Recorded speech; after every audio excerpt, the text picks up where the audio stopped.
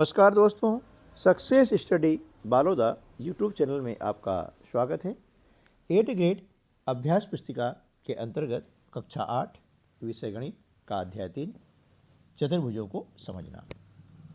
आज के इस वीडियो में हम चतुर्भुजों से संबंधित प्रश्न हल करना सीखते हैं। तो चलिए शुरू करते हैं हम आज का वीडियो। प्रश्न क्रमांक पहला अ, आकृति में कोण x का माप ज्ञात कीजिए। है ना, आपको यहाँ पर एक दी गई आकृति है ना, इसमें आपको दिया है कोण 50 डिग्री, 110 डिग्री, 120 डिग्री और x डिग्री। आपको क्या करना है कि इस आकृति में कोण x का माप ज्ञात करना है ना। तो कैसे करेंगे, चलिए देखते हैं। देखिए, हम जानते हैं कि चतुर्भुज के चारों अंतःकोणों का योग 360 डिग्री होता है। ठीक है ना। तो यहाँ पर जो कोण दिए गए हैं इनको हम क्या करते हैं, इनका योग ज्ञात कर लेते हैं। है ना, 50 डिग्री धन 110 डिग्री धन 120 डिग्री धन x। है ना, ये जो चारों कोण हैं ये 50 डिग्री का, 110, 120 और ये x, इन चारों को हमने क्या किया, जोड़ लिया और इनका जोड़ यानी योग कितना आता है, 360 डिग्री हमने यहाँ लिख दिया। ठीक है ना। अब इनको जोड़ने पर यानी 50 धन 110 और 120 तीनों को जोड़ते हैं तो इनका योगफल आता है 280। ठीक है ना, 280 धन x बराबर हो जाएगा 360। अब यहाँ पर 280 का हम क्या करेंगे, पक्षांतर कर देंगे। है ना, तो ये हो जाएगा x बराबर 360 माइनस 280। अब 360 में से 280 माइनस करते हैं तो कितना हो जाएगा, 80 डिग्री। है ना, यस हो गया। इसलिए कोण x का माप हो जाएगा 80 डिग्री। ठीक है, इस प्रकार से। चलिए अगला जो प्रश्न है ब, आकृति में कोण x का माप ज्ञात कीजिए। यहां भी हमें x का मान ज्ञात करना है, लेकिन यहाँ पर थोड़ी सी परिस्थिति चेंज हो गई है। कैसे, देखिए, यह कोण हमें ज्ञात करना है, यह कोण हमें दिया गया है कितना, 110 डिग्री और यह कोण दिया गया है 60 डिग्री। अब ये कोण भी दिया है ना, कितना दिया है बताइए। अब यह कोण हमें क्या करना है कि इस कोण के द्वारा यह कोण ज्ञात करना है। तो हम देख रहे हैं कि यहाँ पर एक बन रहा है रेखीय युग्म। क्या बन रहा है, रेखीय युग्म। अब रेखीय युग्म किसे कहते हैं, देखिए, किसी भी रेखा पर एक तिर्यक रेखा खींची जाती है ना, तो यह बनाती है रेखीय युग्म। यानी ये कोण और ये कोण, दोनों कोणों का योग होता है 180 डिग्री। इसे हम कहते हैं रेखीय युग्म। तो यह बन रहा है ना, चाहे तिरछी हो, है ना, चाहे वो लंबवत हो, रेखा कैसी भी हो सकती है ना, यह ध्यान रखना है। चाहे ऐसी होगी तभी बनेगा रेखीय युग्म, चाहे रेखा ऐसी होगी तभी बनेगा रेखीय युग्म, और वह चाहे इस प्रकार से हो। ठीक है ना। तो ये आपको ध्यान रखना है कि यदि किसी रेखा पर कोई भी एक रेखा खींची जाती है तो ये बनाती है रेखीय युग्म, और रेखीय युग्म होता है 180 डिग्री का। ठीक है, क्लियर। चलिए, तो देखिए यह हो रहा है, ऐसा जो चिन्ह आता है ध्यान रखना है आपको, ये होता है 90 डिग्री का। है ना, यानी ये कोण कितने का है, 90 डिग्री का है। अब रेखीय युग्म कितना हमारा, 180 का होता है। अब 180 में से हम 90 माइनस कर देंगे, है ना, कितना हो जाएगा, 90 डिग्री। ठीक है ना। तो ये कोण भी आपको कितना हो जाएगा, ये हो जाएगा 90 डिग्री का हो जाएगा। ठीक है ना। चलिए अब हम जो है आराम से ये x का मान ज्ञात कर सकते हैं। कैसे, देखिए, हम जानते हैं कि चतुर्भुज के चारों अंतःकोणों का योग 360 डिग्री होता है। ठीक है ना। तो यहाँ पर हमें दिया गया है, जो कोण दिए गए हैं उन कोणों को हम लिख लेते हैं। है ना, देखिए ये कोण कितना निकाला अभी हमने, 90 डिग्री का, ये लिखा 90 डिग्री। उसके बाद में x, ये लिखा है x। उसके बाद 110 डिग्री, ये लिखा हमने 110 डिग्री। ये 60 डिग्री, ये लिख दिया 60 डिग्री, बराबर इनका योग कितना हो गया, 360 डिग्री। क्लियर। चलिए अब हम क्या करते हैं कि इन तीनों को जोड़ लेते हैं, 90, 110 और 60, है ना। तो इनका योग आता है 260। अब x बचा हुआ है, हमने लिख दिया धन x बराबर 360 डिग्री डाल लिया। क्लियर। चलिए अब 260 का हम करते हैं पक्षांतर, यानी x बराबर हो जाएगा 360 माइनस 260, ठीक है ना। अब 360 में से हम 260 घटाते हैं तो ये कितना जाएगा 100 डिग्री। कितना आ गया 100 डिग्री। इसलिए कोण x का माप कितना हो जाएगा 100 डिग्री हो जाएगा। कितना हो जाएगा 100 डिग्री, ठीक है ना। इस प्रकार से इसका हम माप ज्ञात कर सकते हैं। ठीक है दोस्तों, यदि चैनल पर आप पहली बार आ रहे हैं तो चैनल को सब्सक्राइब कर लीजिएगा, क्योंकि ऐसे ही मैं हेल्पफुल वीडियो लाता रहता हूँ, है ना, जो कि आपके लिए काफ़ी हेल्पफुल होंगे और आपकी परीक्षाओं में अधिकतम अंक दिलाने का कार्य करेंगे। चलिए अगला प्रश्न देख लेते हैं। प्रश्न क्रमांक 2, आकृति में कोण x का माप ज्ञात कीजिए, है ना। आप देख रहे हैं कि यहाँ पर एक आकृति है त्रिभुज की, 3 भुजाएं है ना, तो क्या हो गया त्रिभुज हो गया। अब इस त्रिभुज में अंतःकोण न देते हुए आपको दिए गए बाह्य कोण, यानी इस आकृति के बाहर जो कोण बनते हैं इनको बोलते हैं बाह्य कोण, है ना, ये बाह्य कोण है। अब यहाँ पर 2 बाह्य कोण आपको दिए गए हैं, 150 डिग्री और 120 डिग्री। तीसरा जो बाह्य कोण x है ये आपको ज्ञात करना है, ठीक है। तो देखिए जितने भी बहुभुज होते हैं उनके बाह्य कोणों की कुल माप होती है कितनी 360 डिग्री। कितनी होती है 360 डिग्री, है ना। अब क्या करेंगे 150 धन 120 धन x, इन तीनों को क्या करेंगे जोड़ लेंगे, है ना। 150 120 और x, ये हमने लिखा 150 धन 120 धन x बराबर 360 डिग्री, ठीक है ना। ये आपको ध्यान रखना है। त्रिभुज के जो अंतःकोण होते हैं ना, ये ध्यान रखना है, ये अंतःकोण मतलब अंदर वाले कोण, इनका योग होता है 180 डिग्री त्रिभुज के, और बाह्य कोणों का योग कोई भी बहुभुज हो, है ना, उसका होगा कितना 360 डिग्री। ये आपको याद रखना है, ठीक है ना। चलिए अब इनको जोड़ लेते हैं, 120 और 150, है ना, दोनों जोड़ते हैं तो आता है 270 डिग्री धन x बराबर 360, है ना। अब 270 का हम क्या करते हैं पक्षांतर करते हैं, तो अगली स्टेप क्या हो जाएगी x बराबर 360 माइनस 270। 360 में से 270 माइनस करते हैं तो कितना बचेगा 90 डिग्री। इसलिए कोण x की माप कितनी हो जाएगी 90 डिग्री, ठीक है। चलिए ब, आकृति में कोण x का माप ज्ञात कीजिए। हम देख रहे हैं कि यहाँ पर आपको दिया गया है एक चतुर्भुज और इसके 4 जो है होते हैं बाह्य कोण, और 4 में से 3 बाह्य कोण का मान दिया गया है और चौथा आपको ज्ञात करना है, x का मान ज्ञात करना है ना। तो हम जानते हैं कि बहुभुज के सभी बाह्य कोणों का योग कितना होता है 360 डिग्री, ठीक है ना। तो इन तीनों को हम जोड़ लेंगे जो दिए गए हैं और चौथा x ज्ञात करना है। तो इनको कैसे लिखेंगे, देखिए 120 डिग्री ये लिखा, धन 80 डिग्री धन 100 डिग्री धन 100 डिग्री बराबर, यानी इन चारों कोणों की मापों का योग कितना हो गया 360 डिग्री, ठीक है ना। चलिए अब इनको हम जोड़ते हैं, 120 80 और 100, इनका योग होता है 300 धन x यहाँ है हमने उतार लिया सही सही बराबर 360 ऐसा लिख लिया, ठीक है ना। अब 300 का हम करते हैं पक्षांतर, तो x बराबर 360 माइनस 300। अब 360 में से 300 माइनस करते हैं तो बचता है 60 डिग्री, ठीक है ना। ये आपका x का मान ज्ञात हो जाएगा, ठीक है। चलिए अगला प्रश्न देख लेते हैं।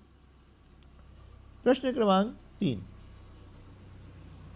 एक समबाहुभुज की भुजाओं की संख्या ज्ञात कीजिए जिसके प्रत्येक बाह्य कोण का माप 60 डिग्री है ना। तो देखिए जो भी समबाहुभुज होता है उसकी यदि भुजाओं की संख्या ज्ञात करनी है तो हम क्या करेंगे कि समबाहुभुज की भुजाओं की संख्या बराबर 360 बटे बाह्य कोण की माप, यानी जो कोण की माप आपको दी गई बाह्य कोण वह यहाँ पर लिख देंगे, यानी क्या हो जाएगा 360 है ना, 360 बटे बाह्य कोण कितना को दिया है, 60 डिग्री दिया है, ये लिखा हमने 60, है ना। अब लास्ट में शून्य है, ये शून्य से हमने शून्य कैंसिल कर दिया, 6 कम 6 और 6 6 36, यानी भुजाओं संख्या कितनी हो गई, सम बहुभुज की भुजाओं संख्या हो गई है 6। कितनी हो गई है, 6, यानी भुजाओं की संख्या। ठीक है, तो ध्यान रखना है कि बहुभुज कोई सा भी हो, यदि हमें भुजा संख्या ज्ञात करनी है तो 360 में हम बाह्य कोण की जो माप दी गई है उसका भाग लगा देंगे। ठीक है ना। चलिए इसी प्रकार का एक प्रश्न और हम हल करते हैं और इस कंसेप्ट को सीखने का प्रयास करते हैं। प्रश्न क्रमांक 4, एक समबहुभुज की कितनी भुजाएं होगी यदि एक बाह्य कोण का माप 40 डिग्री हो। ठीक है ना। तो हमें ज्ञात करना है भुजाओं की संख्या।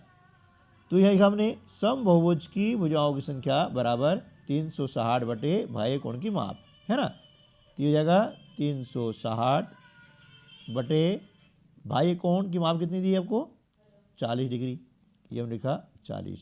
ठीक है ना।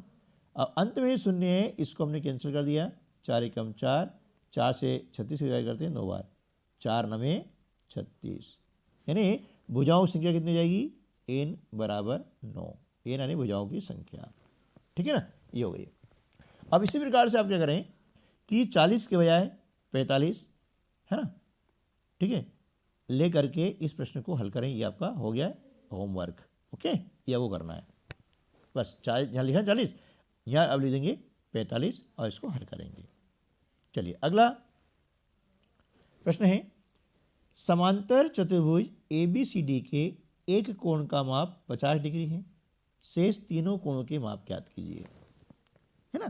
देखिए अब आपको याद रखना है कि समांतर चतुर्भुज के जो गुण धर्म हैं वो आपको याद होना चाहिए। वो कैसे, देखिए समांतर चतुर्भुज में सम्मुख भुजाएं बराबर होती है, ये आपको ध्यान रखना है ना। यानी भुजा AB और भुजा CD बराबर होती है। ठीक है ना, ये भुजा और ये भुजा बराबर होगी। अब दूसरा गुण क्या होता है कि समांतर चतुर्भुज में, है ना, समांतर चतुर्भुज में जो आसन्न कोण होते हैं वे होते हैं समपूरक। आसन्न कोण यानी जो एक भुजा पर कोण बनते हैं, ये भुजा एक है ना, अब ये कोण और ये कोण कहलाएगा आसन्न कोण, यानी ये दोनों कोण क्या होंगे, समपूरक। समपूरक मतलब होता है इनका योग 180 डिग्री होगा। कितना होगा, 180 डिग्री। अब 180 डिग्री हम बोलते हैं समपूरक। जब दो कोणों का योग 180 डिग्री होता है तो वे कोण क्या कहलाएंगे, समपूरक कोण कहलाते हैं। ठीक है ना। अब अगला गुणधर्म क्या है, देखिए उसमें आपको याद रखना है कि अगला गुणधर्म यह है कि समांतर चतुर्भुज में सम्मुख कोण यानी कोण B और कोण D ये होते हैं बराबर। कोण कोण A और कोण C ये दोनों होंगे बराबर, है ना। ये कहलाते हैं सम्मुख कोण। कोण C और कोण A ये हो जाएगा सम्मुख कोण, कोण B और कोण D हो जाएगा सम्मुख कोण। ठीक है ना। यदि ये हमें गुणधर्म याद है तो ये प्रश्न हम मौखिक रूप से आराम से कर सकते हैं। ठीक है ना। चलिए तो ये हमने देख लिया कि समांतर चतुर्भुज में क्या होता है कि आसन्न कोणों का योग होता है 180 डिग्री। तो आसन्न कोण क्या है, कोण A और कोण B आसन्न कोण है। तो इनका योग हमने लिखा कि कोण A धन कोण B बराबर हो गया 180 डिग्री हो गया। ठीक है ना। अब कोण A का मान दिया कितना, 50 डिग्री। हमने यहाँ लिख दिया A बराबर 50 डिग्री धन कोण B बराबर 180 डिग्री। ठीक है। अब 50 का हमने क्या किया, पक्षांतर कर दिया, धन का हो गया ऋण, ये 180 ऋण 50। अब 180 में से हम 50 घटाते हैं तो कितना आ जाएगा, 130 डिग्री, यानी कोण B का मान कितना हो जाएगा, ये हो गया आपका 130 डिग्री हो गया। ठीक है ना। तो इसी प्रकार से जो समांतर चतुर्भुज के गुणधर्म हैं उसके आधार पर क्या हो जाएगा कि कोण B बराबर हो जाएगा कोण D, यानी कोण B और कोण D दोनों कितने होंगे, 130 डिग्री के हो जाएंगे। ठीक है, क्लियर। चलिए इसी प्रकार से कोण A और कोण C ये सम्मुख कोण है तो इनका मान भी बराबर होगा, यानी कोण A 50 डिग्री है तो कोण C भी 50 डिग्री का हो जाएगा। क्लियर है ना। तो इस प्रकार से शेष तीन कोण की माप क्या हो जाएगी, 130, 50 और 130। ठीक है ना। चलिए उम्मीद है कि यह प्रश्न आपको अच्छे समझ में आ गया होगा। अगला प्रश्न देखते हैं। प्रश्न क्रमांक 6। दी गई आकृति पी क्यू आर एस एक आयत है जिसमें ओ पी बराबर 2x धन 4 और ओ एस बराबर 3x धन 1 है। एक्स का मान ज्ञात कीजिए, है ना। देखिए, ये एक आयत भी, जो आयत है ना, यह भी एक समांतर चतुर्भुज है। आयत में आमने सामने भुजाएं यानी सम्मुख भुजाएं बराबर होती है ना। तो आयत भी क्या है, एक समांतर चतुर्भुज है। ठीक है। दूसरा इसका गुणधर्म क्या है आयत का, कि इसके जो विकर्ण है ना, विकर्ण यानी, ठीक है, विकर्ण का मतलब ये होता है कि इसके दो शीर्ष यानी आसन्न शीर्षों को छोड़ करके जब दो शीर्षों को मिलाया जाता है ना, इस रेखाखंड को कहते हैं विकर्ण, डायगोनल, है ना। एक विकर्ण हो गया पी आर और दूसरा विकर्ण हो गया है एस क्यू, ठीक है ना। तो ये विकर्ण क्या होते हैं, बराबर होते हैं और एक दूसरे को समद्विभाजित करते हैं, यानी बराबर दो भागों में बांट देते हैं, ठीक है ना। चलो, इसी गुणधर्म को लेकर के इस प्रश्न को हमें हल करना है। तो क्या हो गया, यहां पर आप देख रहे हैं कि ये रेखाखंड ओपी है ना, ये लिखा मैंने रेखाखंड ओ पी, ठीक है ना। विकर्ण पी आर का, ये पी आर हो गया, विकर्ण पी आर का आधा है, क्या है, आधा है, क्योंकि इसे यह समद्विभाजित कर रहा है। इसी प्रकार से ये ओ एस जो है, रेखाखंड ओ एस, यह विकर्ण एस क्यू का आधा है। क्लियर, ठीक है ना। जो आधा है ना, तो क्या होता है कि आयत के दोनों विकर्ण बराबर होते हैं। जब दोनों विकर्ण बराबर होते हैं तो उनका आधा भी बराबर होगा ना, ठीक है। तो इसी प्रकार से हम देखते हैं, जब आधा बराबर होगा तो क्या हो जाएगा, यहाँ पर ये 3x धन 1 और 2x धन 4 दोनों बराबर होंगे और हम लिखेंगे इस प्रकार से, ये लिख दिया ना हमने कि 3x धन 1 बराबर 2x धन 4, है ना। ये यहाँ पर थोड़ा धुंधला दिख रहा है तो मैं बोल रहा हूँ, आप इसको जो है लिख लें, 3x धन 1, है ना, 3x धन 1 बराबर 2x धन 4। अब 2x का हम करेंगे पक्षांतर, यहाँ लिख देंगे 3x माइनस 2x बराबर क्या हो जाएगा, 4 माइनस 1, है ना। तो 3x में से जब हम 2x घटाते हैं तो कितना बचेगा, 1x, यानी एक हम लिखते नहीं गुणांक, इसलिए यहाँ लिखेंगे x बराबर 4 में से 1 माइनस किया तो आ जाएगा 3, है ना। 4 में से हम 1 माइनस करेंगे तो कितना हो जाएगा, हमें 3 हो जाएगा। तो x वैल्यू कितनी हो गई, 3 हो गई, ठीक है ना। बस ये हमारा आंसर हो गया कि x इक्वल टू 3, है ना। चलिए अगला प्रश्न है, ए बी सी डी एक आयत है, x का मान ज्ञात कीजिए, ठीक है ना। तो क्या है, देखिए आयत में हमने देखा कि सम्मुख भुजाएं यानी आमने सामने भुजाएं होती है बराबर, और इसके चारों कोणों की माप भी बराबर होती है, किसमें, आयत में, ठीक है ना। आयत में चारों कोणों की माप क्या होगी, बराबर होगी। तो हमने मान लिया कि प्रत्येक कोण की माप 100 डिग्री है ना, और आयत क्या है, एक समांतर चतुर्भुज है, और किसी भी चतुर्भुज की, है ना, किसी भी चतुर्भुज के चारों अंतः कोणों का होता है 360 डिग्री। कितना होता है, 360 डिग्री। तो हमने ये लिखा कि चार कोण हैं, है ना, x धन x धन x, देख रहे हैं ना आप, ये x धन x धन x और धन x, कितने हो गए, 4x। तो हमने लिखा 4x बराबर 360। अब x का 4 के साथ में गुणा हो रहा है, 4 का हम करेंगे पक्षांतर, गुणा का हो जाएगा भाग, भाग यानी बट्टे में, तो यहाँ हो जाएगा x बराबर 360 बटे 4। 4 से इसको डिवाइड करते हैं तो 4 9 36, शून्य के शून्य, यानी x बराबर 90 डिग्री, है ना। तो इस आयत के प्रत्येक कोण की माप कितनी हो जाएगी, 90 डिग्री हो जाएगी। क्लियर। चलिए नेक्स्ट प्रश्न क्रमांक जो है 8 है, दी गई आकृति एक पंचभुज है, x का मान ज्ञात कीजिए, ठीक है ना। पंचभुज यानी जिसकी 5 भुजाएं होती है, आप देख रहे हैं यहाँ पर 5 भुजाएं हैं, ये 1 2 3 4 और ये 5, अब 5 भुजाएं हैं तो इसके कोण भी 5 होंगे, है ना, 1 2 3 4 और ये 5, है ना, 5 कोण हो गए। ठीक है, चलिए तो हम देख रहे हैं कि आकृति में जो है 5 भुजाएं हैं। कितनी भुजाएं हैं? 5, यानी n बराबर हो गया 5। ओके, अब आकृति के कोणों का योग बराबर क्या होता है? जब भी कोई बहुभुज होता है तो उसके कोणों का योग ज्ञात करने के लिए एक सूत्र होता है, वह यह है n-2, इसको लिखेंगे ब्रैकेट में, इंटू 180। ठीक है ना, इस फार्मूले का हम उपयोग करेंगे तो आपको क्या होगा कि किसी भी बहुभुज के अंतः कोणों का योग ज्ञात हो जाएगा। तो यहाँ पंचभुज है इसलिए हमने लिखा 5 ऋण 2 गुणित 180, 5 में से 2 माइनस किया तो क्या हो गया 3 गुणित 180। 180 में जब हम 3 का गुणा करते हैं तो आता है 540। ठीक है ना, अब यहाँ पर कितने कोण हैं? 5 है, तो x धन x धन x धन x धन x बराबर 540, यानी हमने इनको जोड़ा, कितना हो गया 5x, तो 5x बराबर हो जाएगा 540। 5 का हमने किया पक्षांतर तो यहाँ हो जाएगा बटे में x बराबर 540 बटे 5। 5 से इसमें क्या करेंगे? डिवाइड कर देंगे, यानी विभाजित कर देंगे, जिसको हम साधारण भाषा में कहते हैं काटना। ये हम इसे काट दिया, 5 एकम 5, अब 4 भाग ऐसे 0, 5 8 40, यानी x बराबर हो जाएगा 108 डिग्री। कितना हो जाएगा? 108 डिग्री। ठीक है ना, इस प्रकार से तो कोई भी जब बहुभुज होता है ना, तो उसके अंतः कोणों योग ज्ञात करने के लिए ये सूत्र आपको लगाना है n-2 ब्रैकेट में इंटू 180 डिग्री।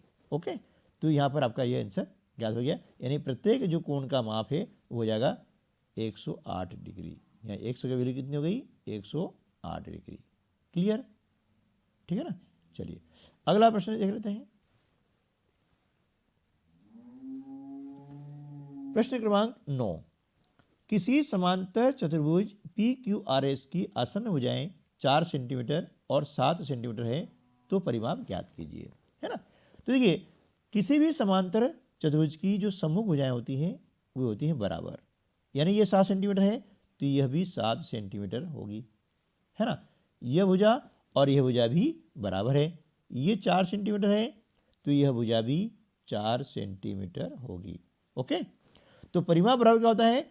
किसी भी आकृति की सभी भुजाओं का योग। अब यहाँ पर 4 भुजाएं दी गई है तो चारों भुजाओं का योग इसका परिमाप कहलाएगा। ठीक है ना, तो यहाँ पर हम लिख देंगे परिमाप बराबर 7 सेंटीमीटर धन 4 सेंटीमीटर धन 7 धन 4। अब 7 और 4 कितने होते हैं? 11, 11 और 7 18 और 4 22, इसलिए उत्तर आपको हो जाएगा परिमाप बराबर 22 सेंटीमीटर। ठीक है, ये हो गया परिमाप। ओके, चलिए अगला प्रश्न है वो देख लेते हैं। प्रश्न क्रमांक 10, आकृति ABCD एक समांतर चतुर्भुज है, x तथा y ज्ञात कीजिए, है ना। हम जानते हैं कि समांतर चतुर्भुज की सम्मुख भुजाएं बराबर होती है, यानी ये भुजा और ये भुजा बराबर है, ये भुजा और ये भुजा बराबर है, यानी 5x बराबर किसके हैं? 15 के। हमने लिखा ये 5x बराबर 15। ओके, इसी प्रकार से 5y धन 1 बराबर होगा कितना? 26। तो हमने लिख दिया 5y धन 1 बराबर 26। अब इसको हम हल कर लेते हैं। क्लियर हो गया ना इतना?